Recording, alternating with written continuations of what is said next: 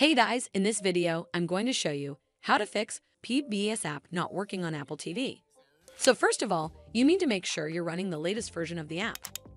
From the Apple TV home screen, you need to swipe up for the full screen. And then from here, you need to go down and select the App Store icon. Once you're in the App Store, you can go all the way over to the side and click on this search icon at the top. Then search for the PBS app. Once the app shows up, then you need to scroll down and select the PBS app. Over here, if you see this update button, simply click on it to make sure you're running the latest version of the app. But if you still encounter this issue, then you need to clear app cache. Head back to your Apple TV home screen and then go to your device settings. From here, select General. Once you're in the General settings, scroll all the way down to Manage Storage option.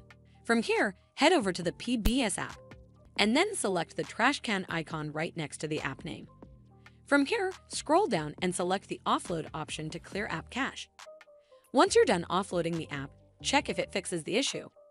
In case if it doesn't, then you need to again navigate all the way to the storage settings and then select the trash can icon right next to the app name.